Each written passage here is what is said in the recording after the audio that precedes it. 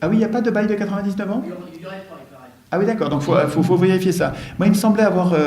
j'ai lu le bouquin de Mullins que j'ai trouvé passionnant sur la réserve fédérale. Mullins est devenu depuis un antisémite notoire, il faut le savoir, parce que si on ne le dit pas, on est un affreux. Donc je le dis. Ça n'a rien à voir, puisque le bouquin n'est pas antisémite du tout. Mullins, c'est quelqu'un qui a travaillé sur la réserve fédérale et qui a fait un bouquin passionnant qui s'appelle Les secrets de la réserve fédérale, un gros bouquin vert. Je vais vous dire, c'est super important pour comprendre ce qui se passe aujourd'hui. Super important, un travail de fourmi à retrouver les articles de journaux dans lesquels tel acteur qui faisait partie du complot de 1913 s'est lâché. Il a avoué, quand il a parlé à un journaliste, il a dit un truc important qu'il avait caché jusque-là, et dans ce journal, c'est sorti, hop, il prend cette pièce de puzzle, et il a assemblé comme ça, il a réagencé toutes les pièces du puzzle pour comprendre comment s'était passé le complot de la réserve fédérale, parce que là, c'est vraiment un énorme et épouvantable complot. En tout cas, dans l'état actuel de mes connaissances, je pense que c'est vraiment un complot dramatique pour l'humanité tout entière. Et il me semble que c'est dans Mullins que j'ai lu que c'était un bail de 99 ans. Donc, à vérifier, hein, on peut se tromper là-dessus. De toute façon, c'est... D'une façon générale, moi et les autres, moi je cherche, c'est-à-dire que je sais que je me trompe, il y a des tas d'endroits où je me trompe, simplement je ne sais pas encore les endroits où je me trompe, dès que je me trompe, je change, je m'adapte, et ayant découvert mon erreur, je progresse, je me trompe moins. Et donc je cherche pas du tout à avoir raison, et je dis pas la messe, hein, je suis pas en train de, c'est pas une révélation, je suis en train de chercher un truc, et donc quand je m'aperçois que je me trompe, c'est très très bien. Moi, vérifions cette histoire de bail. S'il n'y a pas de bail de 99 ans, ben voilà, donc il y a une opportunité qui disparaît. De toute façon, je parlais de ça pour vous dire que la Réserve fédérale a créé, il y a eu un audit récemment cet été par le Congrès, qui ont un mal de chien parce que la Réserve fédérale ne se laisse pas faire. C'est vraiment un État dans l'État. Ils ont une puissance phénoménale, une puissance de corruption, vous n'avez pas idée. Ils ont la planche à billets de la monnaie du monde. Donc c'est extravagant. Ils sont absolument hors contrôle. Ils sont absolument hors contrôle. Il y a une vidéo sur le net qui était parue en 2007, où il y a une audition des gens de la réserve, du patron, et le patron de la réserve fédérale, non, c'était pas le patron, c'était la personne chargée de son contrôle, la personne publique chargée de son contrôle, et qui se fait interroger par les députés, les députés américains, et il y en a un qui lui dit, mais il y a 9 000 milliards qui ont disparu dans vos comptes, vous pouvez nous dire où ils sont? Non, mais vous cherchez, mais vous allez trouver? C'est extravagant. Il n'y a pas moyen de savoir où sont passés 9 000 milliards de dollars, et la personne qui est chargée du contrôle est absolument impuissante, et on ne peut rien faire contre elle. C'est-à-dire c'est vraiment un État dans l'État. Et ce que je voulais vous dire, c'est qu'il y a eu donc un audit qu'ils ont fait tant bien que mal cet été, et ils ont découvert qu'en 2008 et 2009, en 2 ans, la Fed a créé, en plus de tout ce qu'on savait, a créé... Et c'est pas tout, mais a créé 16 000 milliards de dollars à taux zéro pour toutes les banques du monde entier. C'est-à-dire le ramassis de crapules de toutes les banques du monde. Vous prenez toutes les crapules du monde, parce que c'est un cartel ce truc-là. Et la Fed, pour qu'ils ne fassent pas faillite, les a arrosés de... Je vous demande de vous souvenir de ça pour le jour où un membre de notre gouvernement soi-disant socialiste va nous dire « Non, mais on n'a pas l'argent », et quand on va dire « Mais vous pourriez le créer », il va dire « Non, mais monsieur, vous n'êtes pas raisonnable, vous n'êtes pas responsable, monsieur, vous voulez de l'inflation ». Pendant ce temps, pendant qu'on vous dit il faut baisser les retraites, il faut baisser les cotisations sociales, il faut baisser les prestations sociales, il faut baisser tous les services publics, il faut privatiser, il faut vendre tous les bijoux de famille de la République, pendant qu'on vous dit ça pour économiser quelques milliards, pendant ce temps, les banques entre elles, ceux qui devraient être en tôle parce qu'ils sont en faillite crapuleuse, hein, les banques entre elles font marcher la planche à billets, vous savez, celle qu'il ne faut pas faire marcher, même un tout petit peu, sinon on crée de l'inflation. Eux, ils la font marcher à coût de 16 000 milliards de dollars. C'est des chiffres, c'est inhumain ça. Hein. En 2 ans, à taux zéro, prêté à toutes les banques pour qu'elles ne fassent pas faillite. C'est les mêmes banques. Alors qu'est-ce qu'on peut faire? Moi, je ne vois rien d'autre. Excusez-moi, je suis désolé, c'est l'antienne d'Étienne. Je n'ai pas d'autre solution, parce qu'on est dans un piège absolu. Tout est verrouillé. Hein. Je n'ai pas d'autre solution que d'écrire nous-mêmes notre Constitution. Il faut prendre le problème à la racine. Et si vous prenez le problème par ce que je viens de dire, c'est-à-dire la Fed qui crée 16 000 milliards, vous allez faire comme je fais en ce moment, c'est-à-dire qu'on va blablater, on va discutailler, on va discutailler, c'est-à-dire un truc qui ne sert absolument à rien, on va s'indigner et sans rien changer, parce qu'on prend le problème par le mauvais bout, on prend le problème par les conséquences. Alors on gueule contre les conséquences, et tout ce qu'on peut faire, c'est descendre dans la rue, ils s'en foutent complètement. Donc on est impuissant politiquement, il s'agit de comprendre d'où vient cette impuissance politique. Cette impuissance politique, elle est écrite dans un texte dont tout le monde se fout. Ce texte, c'est la Constitution. Tant que nous la laisserons écrire par d'autres, tant que nous dirons « Ok, la Constitution, c'est bien gentil, c'est théorique, occupons-nous d'autre chose », tant que vous ferez ça, nous participerons à notre impuissance parce que nous ne prenons pas le problème à la racine, nous ne sommes pas radicaux.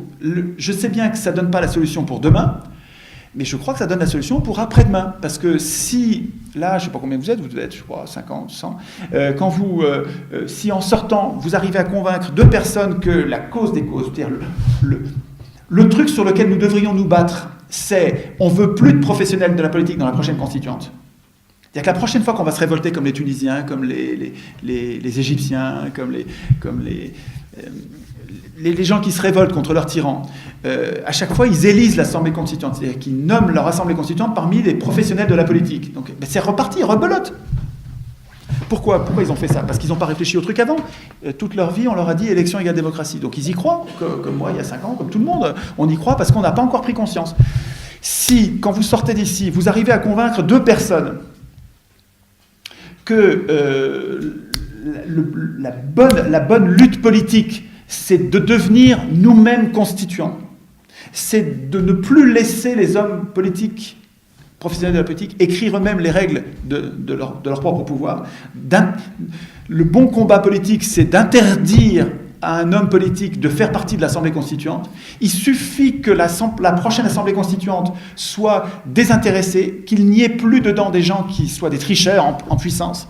Pas des tricheurs en général, des tricheurs à ce moment-là, dans cette occurrence-là, à cause du conflit d'intérêts. Il suffit qu'on se batte contre ça pour que ça change tout. Si chacun d'entre vous, vous arrivez à convaincre 2 personnes, mais en profondeur, des gens qui sont tellement convaincus que non seulement ils ont compris ça, mais ils ont compris qu'il faut qu'à leur tour, ils en convainquent 2. Si c'est toutes les semaines qu'on a un facteur 2, c'est exponentiel. C'est-à-dire que si vous avez encore besoin de moi pour faire le truc, c'est mort. Parce que moi, je ne peux pas être partout. Il faut que l'idée, elle soit capable de grandir toute seule. Il faut que vous soyez capable, il faut que vous la preniez pour vous, vous la fassiez vôtre, vous la jugez, il faut que vous l'évaluez. Je ne vous demande pas de me croire sur parole. Il faut me rentrer dans l'art. Si vous trouvez qu'il y a une faille, un truc qui ne va pas, allez-y. Est-ce qu'il y a des objections, un truc qui ne marche pas, une mauvaise idée, l'idée n'est pas bonne. Si vous avez l'impression, n'hésitez pas. Mais une fois que l'idée est bonne, qu'elle est robuste, elle est simple, elle est forte, elle va tout changer. C'est elle qu'il faut qu'on porte. Si elle est capable de se répandre toute seule, ça va se passer. Et la prochaine insurrection, je ne sais pas quand ça viendra, mais ce n'est pas parce que je ne sais pas quand ça viendra que ça n'arrivera pas. La prochaine insurrection, le prochain moment où ça va péter parce qu'ils ont charrié, ils ont exagéré, ils ont été trop loin, il y aura plein de monde, et ça ce sera une nouveauté dans l'histoire des hommes, il y a plein de monde qui va dire attention, l'Assemblée constituante, il ne faut pas qu'il y ait de professionnels de la politique, on ne veut pas l'élire. On ne veut pas élire l'Assemblée constituante. On veut qu'elle soit tirée au sort. Ou bien, deuxième possibilité, il y a une assemblée constituante dans chaque village. Et tous, on écrit la Constitution. On écrit la Constitution du village, de ce quartier de Grenoble. Et puis ensuite, on fait une fédération de communes pour faire mais on fait partie de la démocratie d'en bas. C'est nous qui la voulons, nous voulons devenir constituants. Si on y a réfléchi avant et qu'on est capable si on est très nombreux à le vouloir, ça arrivera. J'ai pas de meilleure idée, je suis désolé, c'est tout ce que j'ai. Mais bon, voilà, je sais bien que ça ne réglera pas le problème tout de suite. Mais ça veut dire qu'il faut pas arrêter d'étudier les conséquences, parce que les conséquences sont toujours intéressantes. Quand je vois François Dehalleux qui bosse sur le nucléaire, qui va faire des enquêtes, qui est allé à Fukushima, ça lui coûte la peau du dos d'aller à Fukushima. Ça fait rien, il met les ronds, parce que c'est sa mission. Et il va enquêter, il nous ramène des nouvelles de Fukushima. On peut l'aider d'ailleurs. Allez voir, il faut chercher François Dehalleux, H-A-2-L-E-X. Vous pouvez l'aider en lui donnant un peu des thunes. Si vous lui donnez 10 €, vous l'aidez, parce qu'en fait, les petits ruisseaux font les grandes rivières. Ce gars-là a besoin de thunes d'argent, pour nous prévenir, pour nous informer sur l'horreur du nucléaire en France. Il a fait un film formidable sur les gens qui travaillent dans le nucléaire. Donc, si vous voulez, Je ne dis pas qu'il faut abandonner, évidemment, cette résistance sur les conséquences. Nous avons besoin de tous ces résistants sur les différentes conséquences. Je dis juste que chacun de ces résistants et ceux qui les soutiennent devraient intégrer en plus, c'est pas contradictoire ce que je dis, c'est complémentaire, devraient intégrer en plus une priorité absolue pour le jour où on va avoir la possibilité de désigner une assemblée constituante. Il ne faut pas qu'elle soit élue.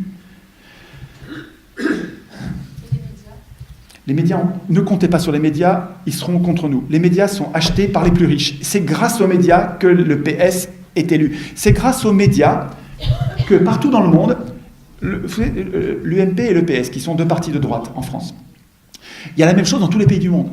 Les riches ont réussi, mais c'est déjà sous la Troisième République. Sous la Troisième République, écoutez bien, la Troisième République, c'est pour ça que j'avais commencé à vous parler de Guillemin.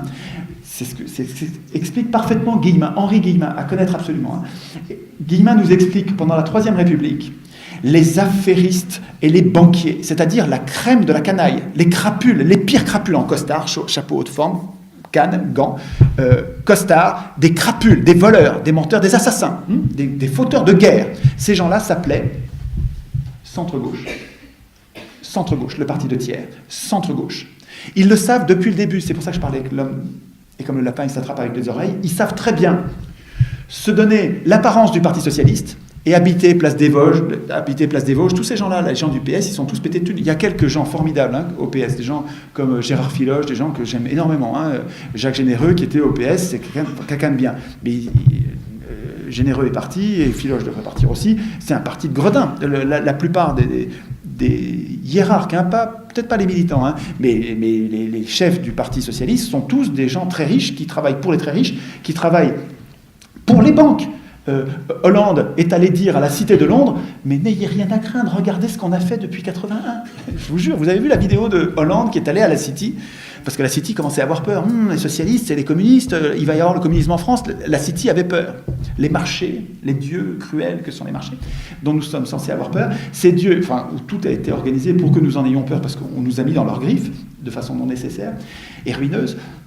Les marchés financiers avaient peur du communisme. Et les Hollande est allé les rassurer en leur disant « Mais attendez, regardez qui nous sommes. Nous sommes des socialistes. » Il n'a pas fait les guillemets, mais il l'a dit. Je veux dire, les marchés ont tout de suite été rassurés parce qu'ils ont vu...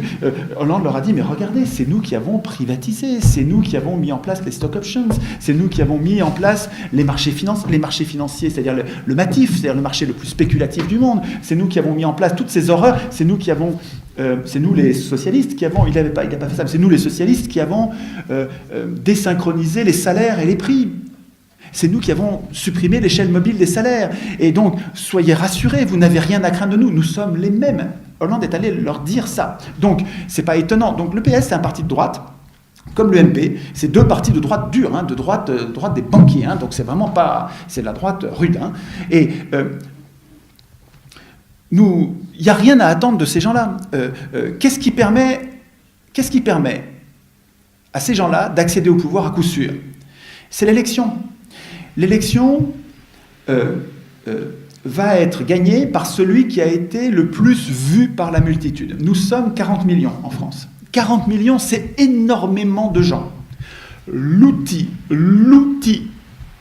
qui sert à être vu par ces gens, avec sa belle cravate, ses belles lunettes, bien coiffé, un gentil sourire, pas un mot de travers, et promettant tout et son contraire, l'outil, c'est la télé. Et la télé et les journaux qui alimentent la télé en information.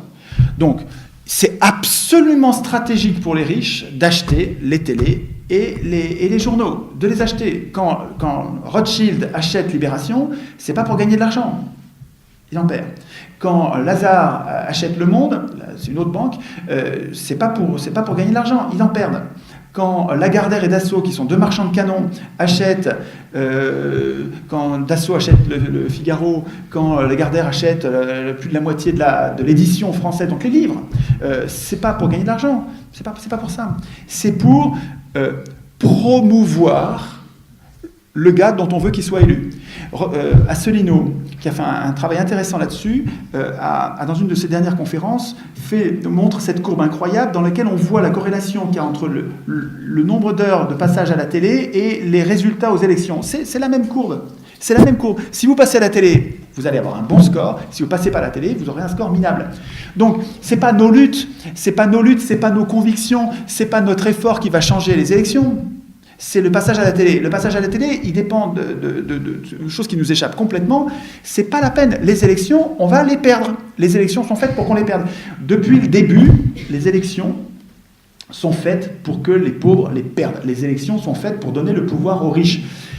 Écoutez Guillemin qui vous raconte, bon, j'ai pas pris ces livres-là, mais j'avais pas prévu de parler de ça, mais Guillemin, quand il explique la période qui a précédé la Commune de Paris, absolument passionnant, il explique comment Thiers, cet enfoiré de Thiers, cet assassin, ce criminel qui était Thiers, cette crapule, ce menteur, ce pleutre, c'est un moins que rien, c'est vraiment un sale mec, Thiers. Pourtant, il a des lycées, il y a des avenues, hein, mais c'est une crapule. Quand ce gars-là va expliquer à une assemblée de royalistes, vous n'êtes pas raisonnable à être royaliste. Le roi, ça focalise toutes les inimitiés, ça focalise les haines, les révoltes. On se révolte contre un roi. Regardez ce qu'on a fait au roi. C'est pas raisonnable. Regardez plutôt la République. Regardez plutôt ce qui existe depuis 1992, qui est ce système d'élection pour qui votent les pauvres. Regardez, c'est toujours pour les notables. Les pauvres votent pour les notables, toujours.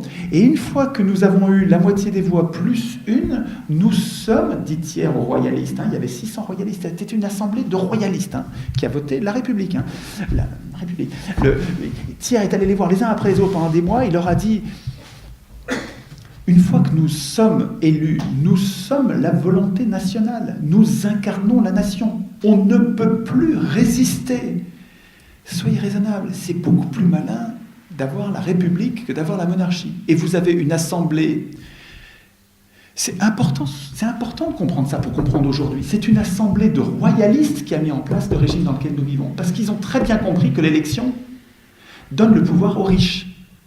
Donc ça ne sert à rien d'attendre des médias, j'ai fait une grosse parenthèse pour répondre à la question sur les médias, mais bon, ça ne sert à rien d'attendre des médias qui nous aident. Il faut qu'on se débrouille entre nous, il faut qu'on soit viraux, il faut qu'on soit entre nous à la base comme des rhizomes de bambou. Il faut que ce soit sous terre, on n'attend rien des élus, on n'attend rien des médias, on n'attend rien des puissances, on se passe le mot entre nous de façon exponentielle parce qu'on prend le truc, on prend l'idée, on se l'approprie et on devient contagieux. Et on colle la maladie à l'oligarchie. On colle une espèce de maladie à l'oligarchie. C'est pour ça qu'on s'appelle des virus, des gentils virus démocratiques.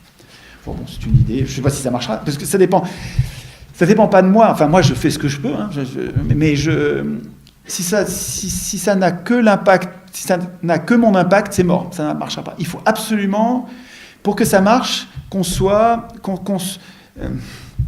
j'aime bien l'image de la chenille qui fait, vous savez, qui toute sa vie fait toutes les cellules se divisent et font elles font leur semblable. Et donc toutes les cellules de la chenille font de la chenille, elles font de la chenille, elles font des cellules de chenille, elles font des cellules de chenille. Puis la chenille vit sa vie de chenille en bouffant des végétaux et elle fait des cellules de chenille, des chenilles, de la chenille, de la chenille. Si vous regardez son passé, vous diriez que s'il faut prévoir l'avenir, ça va être encore de la chenille, quoi. Elle a fait toujours que de la chenille. Donc si vous prévoyez pour anticiper, vous prolongez le passé, ça va faire de la chenille. Non.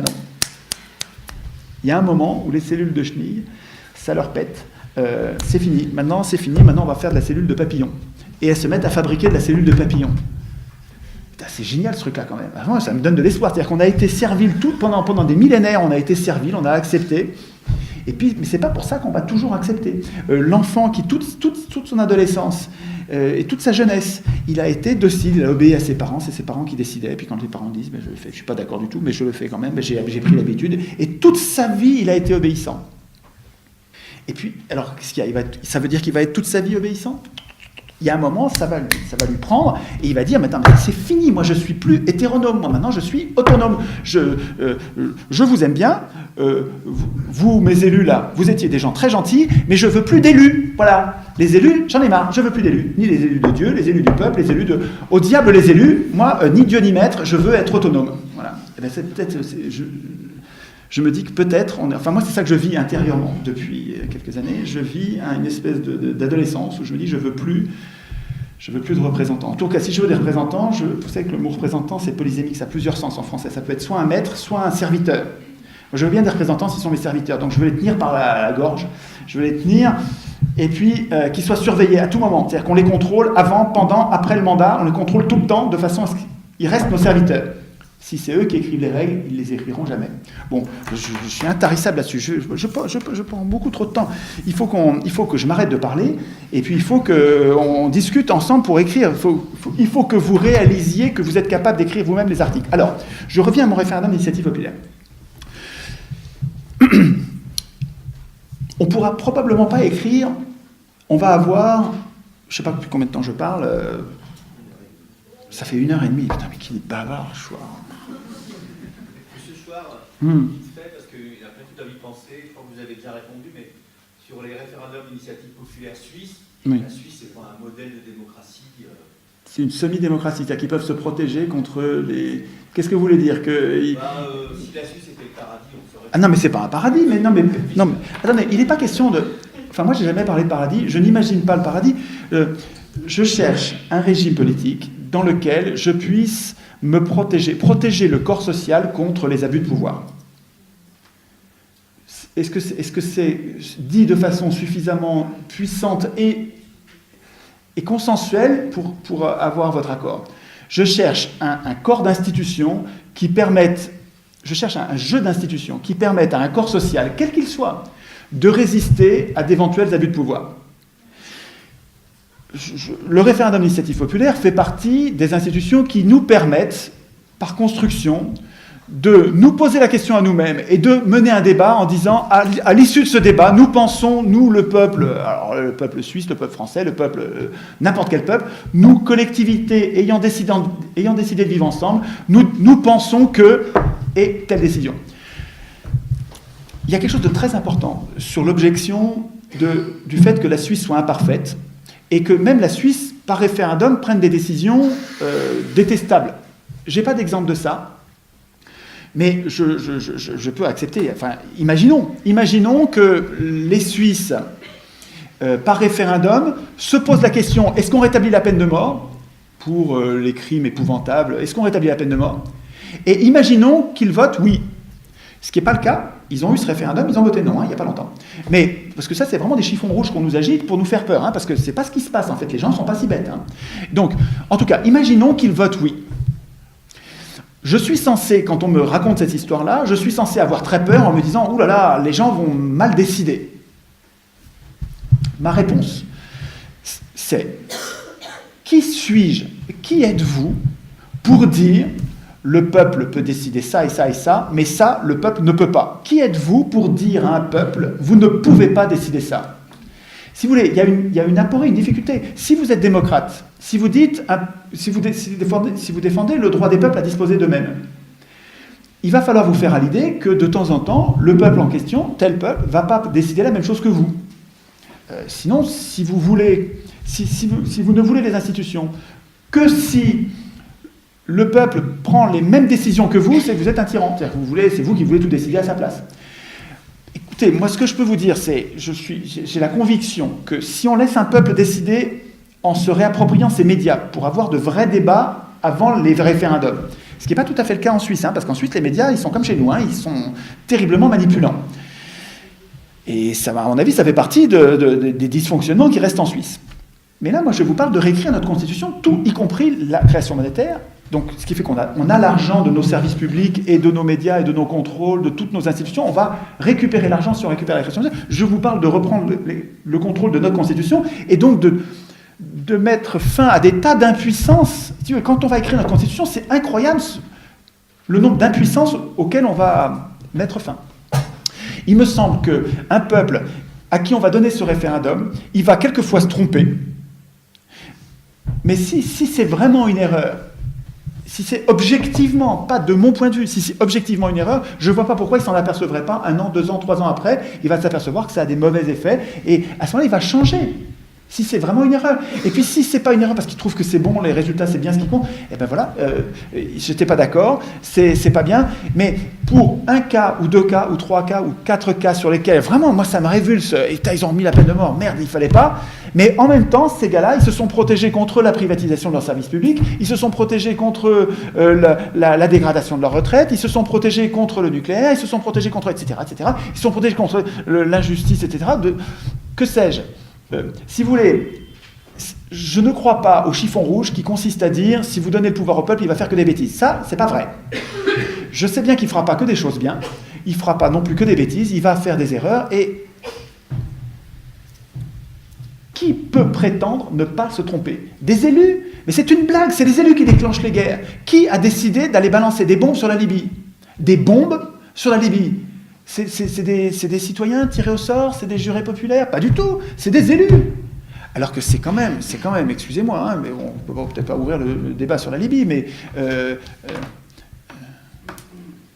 c'était pas raisonnable d'envoyer des bombes sur la Libye. Il y a des femmes et des enfants qui sont morts explosés dans des bombes, quoi. Hein.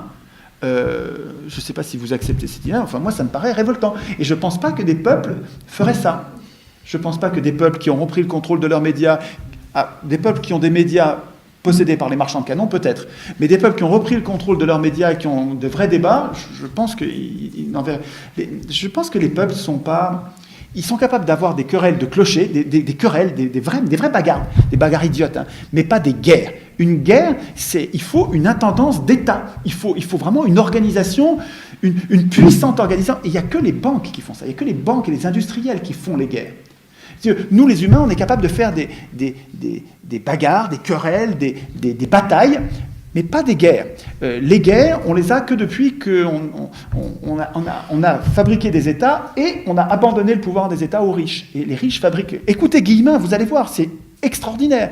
Vous allez avoir la guerre pendant la Révolution française, la guerre qu'ont menée les Girondins pour des raisons de politique intérieure. C'est des élus qui ont déclenché les guerres, là. La guerre de 92, les guerres de rapine qui ont consisté à aller voler la Belgique, à aller voler tout ce qu'il y avait. Prenez tout, disaient les grands créanciers de l'État. Prenez tout en Belgique. C'est pas les peuples qui ont décidé d'aller faire la guerre, c'est les plus riches qui ont décidé d'aller faire la guerre. Et Guillemin va vous expliquer que c'est la même chose en 1870, c'est la même chose en 1914, c'est la même chose en 1940. À chaque fois, c'est les riches qui font les guerres, les riches, mais pas les riches, pas nous sommes riches, hein. Je vous parle des ultra-riches, hein, des 1%, des industriels et les banquiers, la bande des Versaillais, des Thiers et des Girondins.